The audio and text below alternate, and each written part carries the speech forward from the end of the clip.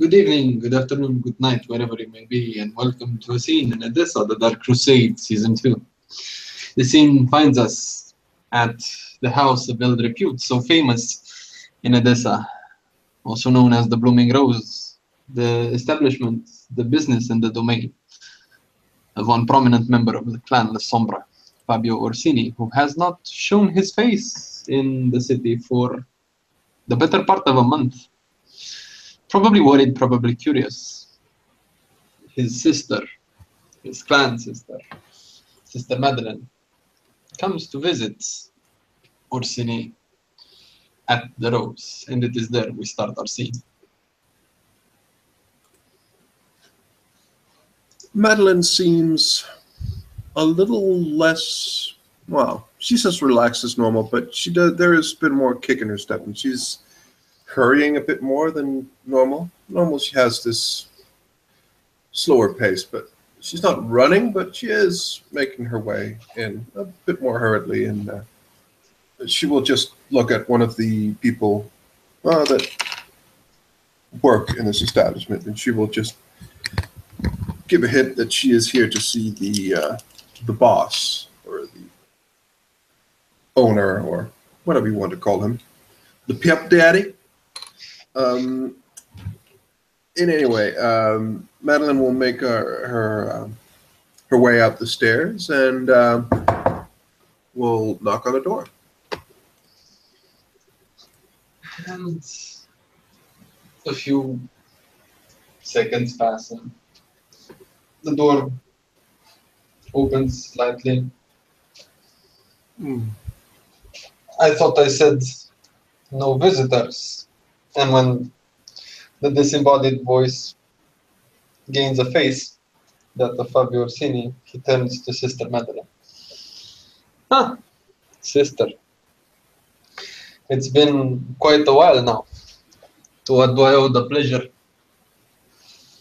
Well, you owe the pleasure that you do not respond directly to my messages, although it was not pressing. I do wonder why you have not, shown yourself for. But honestly, I do not wonder anymore. I'm quite certain that I know why. She smiles a little, closes the door.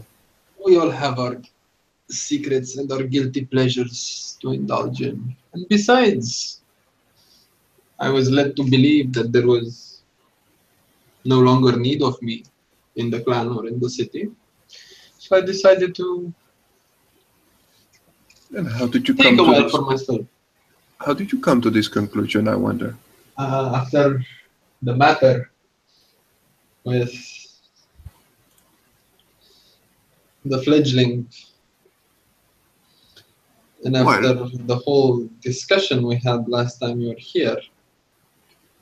Well, that matter has changed a great deal since last. Ulrich has taken Irene as his child.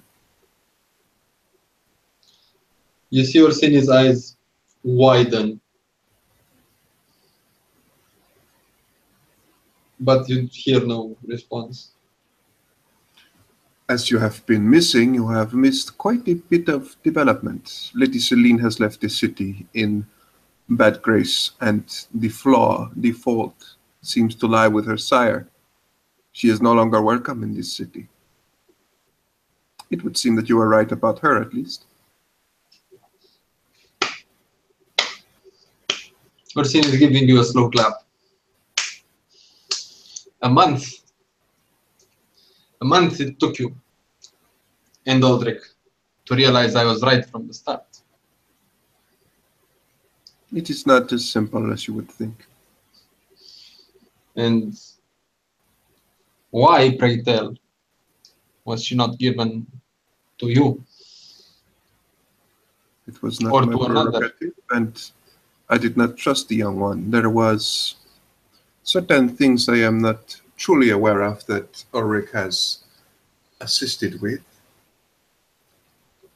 Honestly, I do not know the whole picture yet, but I trust Ulrich enough to know that he has good intentions. And he trusts her now, for one reason or another. But I had no reason to trust this young one before Ulrich put his word for it. You mean to say that there is something wrong with this fledgling? Ulrich says that it has been dealt with. It is no longer a danger, but that something indeed was amiss. She is, after all, her sire's child. This was not of her sire's or her own doing, according to Ulrich, but again, I know very little. Yes, I shall speak to our brother as soon as I can. If the child has assisted her sire in contacting the abyss, and that contact was improperly done, things might have brushed off on her. And with no false modesty here, but it's hardly Aldrich's area of expertise. I wished. It was nothing to do with obtenebration. Fair enough. I shall speak to Aldrich. See to this child now that the situation is more to my liking. I have other things I need to speak with you of that are more pressing concern. Of course, sister, but I wish for you to remember that I was right and that you should trust my word more often than you do.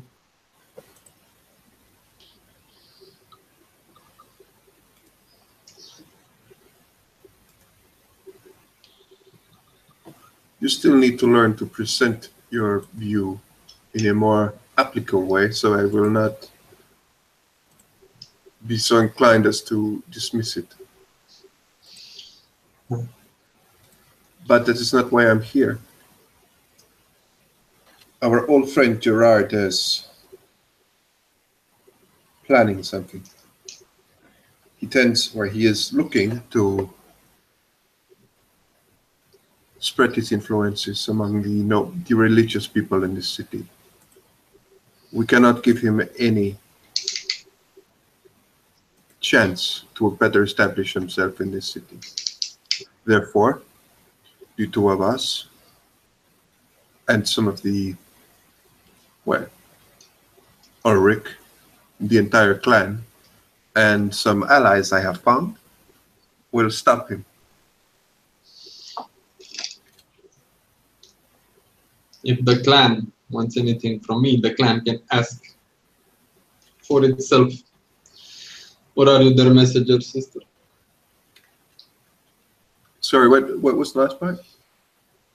I said if the clan wants something for itself, the clan has to ask. Or are you their messenger, sister? For now, I am the messenger. For now, I am the person that has spoken to other representatives of other clans to seek their assistance. And I have been successful in so. Now I ask of your assistance. Something that I might add is supported by our primogen. I have my doubts about what our primogen supports and what he doesn't. Case in point, what I said earlier about the fledgling, but this is a matter that has been resolved, so I shall dwell on it no longer. Due to the fact that it is a clan matter, due to the fact that this matter was presented to me by you, and due to the fact that this concerns working against an old enemy of the clan, you have, as you have always had, my undivided attention and my complete support. You know the rumors in our clan about him? What rumors are you referring to? That he indeed has taken the blood of one of our elders? If he had managed to do such a thing, Every La Sombra this side of the Mediterranean would hunt for his head, and no protection from any prince or primogeniture. It is Still Gerard. think that It is Gerard. He is crafty enough that there is nothing linking him back to it, but enough people seem to be quite convinced.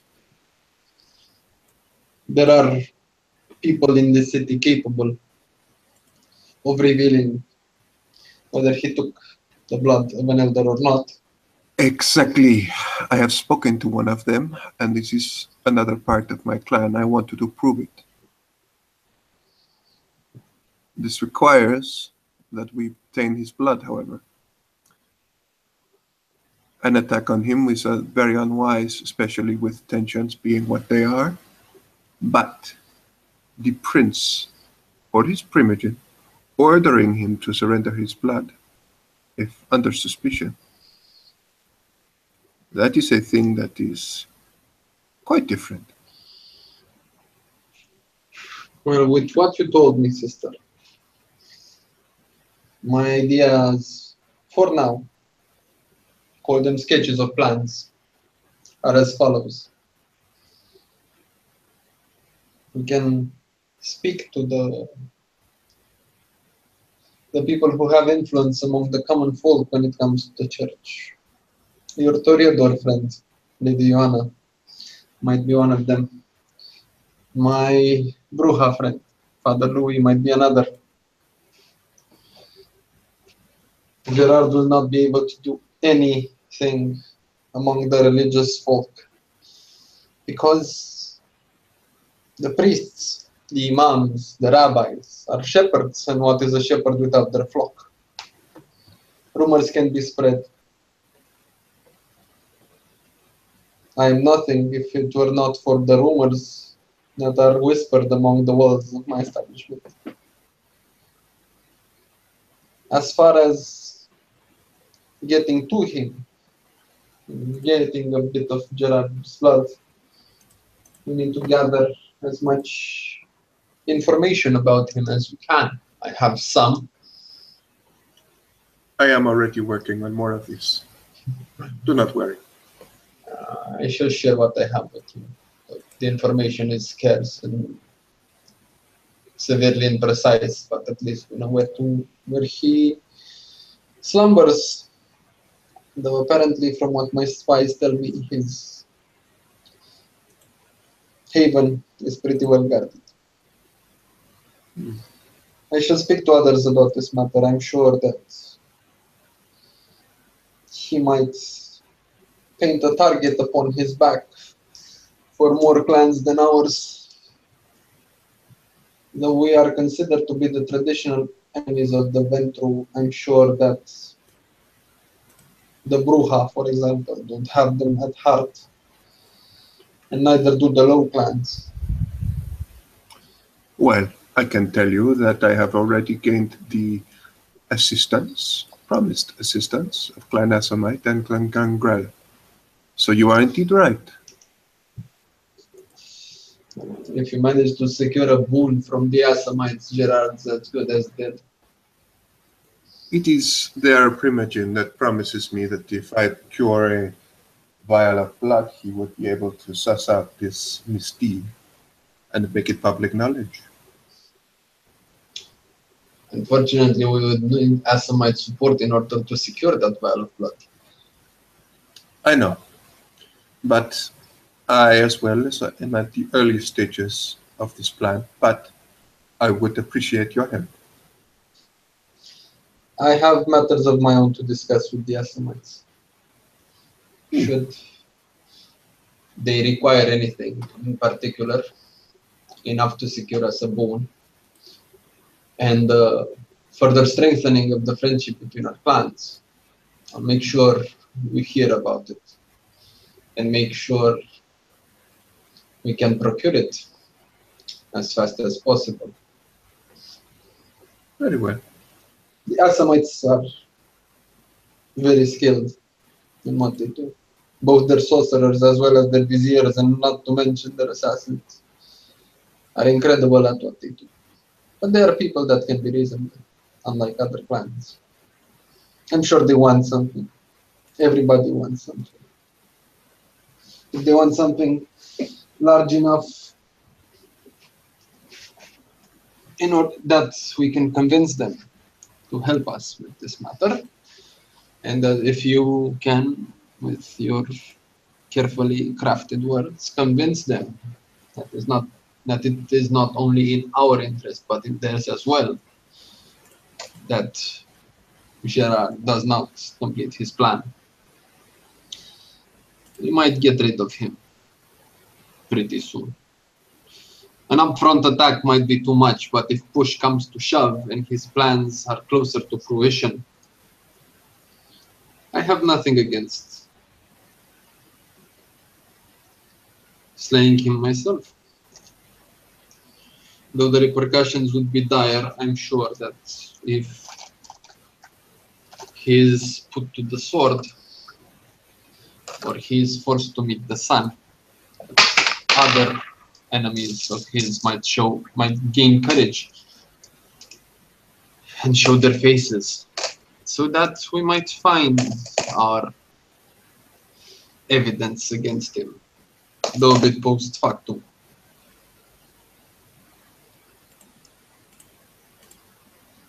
Quite true. Well, sister, I do have to say that your visits managed to spark my interest enough so that I can show my face again in the city. And you made sure that my schedule will be pretty busy in the days to come. I received a letter a couple of days ago from your sister Joanna. Apparently she wants to meet me as well. You have made quite an impression, it seems. Yes, I have a tendency of making impressions. Whole trick of the trade, and old habits die hard. If I did not know better, I would say that you have come to like you. Nobody likes me, sister. Well, That's why we have you here. The pretty face and smooth voice of the clan. When it comes to the others, with me, with Aldrich, we deal with the dirty work. well, I suppose you do. The fact that you are a skilled diplomat is of great help. No one belittled your merits, though keep in mind the fact that you are, when you are walking into an audience, you are walking on corpses laid there by me and Aldrich. Of that I am very aware. But still, sister, you have given me much to think and much to do. So unless there is anything else, I would politely ask you to leave me with my thoughts. Very well. Have a very good evening, brother. And you as well, sister. May the night watch over you and guide you. Madeline curtsies and will leave the room, leaving Orsini alone. And as she does so, I believe this scene will come to a close. Thank you very much, players, for playing and watchers for watching. Good night.